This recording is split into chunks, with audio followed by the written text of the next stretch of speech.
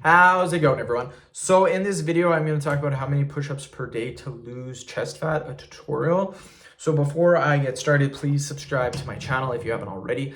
I do appreciate the support, it helps my channel grow. Please follow me on Instagram, Dylanberg999. This is a direct question I got from a subscriber. Now, I get asked this question quite frequently on YouTube, so I thought I would make a video on this. I also get this question asked by a lot of people in real life too, or in person, if you will. If you are asking this question, it's not good because there is no amount of push-ups that you should do every single day.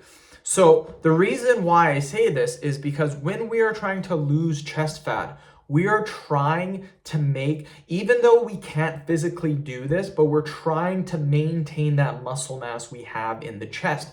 Now, if you guys know about building muscle, it requires two things. One, a caloric surplus, and two, progressive overload. That is the main thing, progressive overload. What that means is doing more than what you did the previous workout.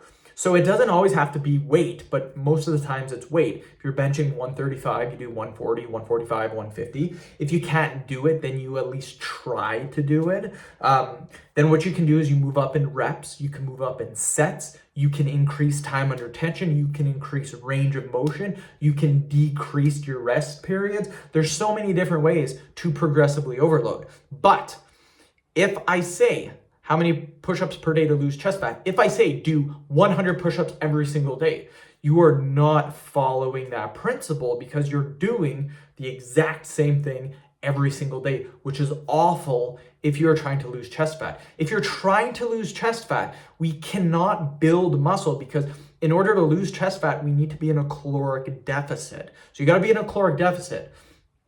We're not trying to build muscle, we're trying to maintain muscle. And we still try to maintain muscle by progressively overloading. So what do you do?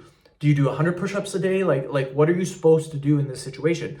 What you should do is you should try to be doing more push-ups than the previous workout. The total amount of push-ups, not how many push-ups you can do in a row, but the total amount of push-ups. What I mean by this, let's say for your workout, you did 5 sets of 10 repetitions on your push-ups. That's 50 repetitions. That's pretty good.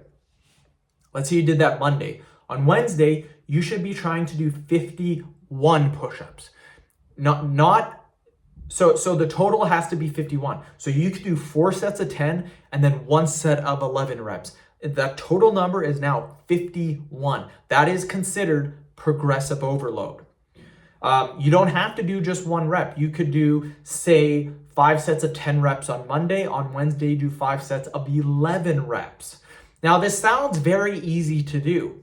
If you've been training like me, I've been training for over 15 years.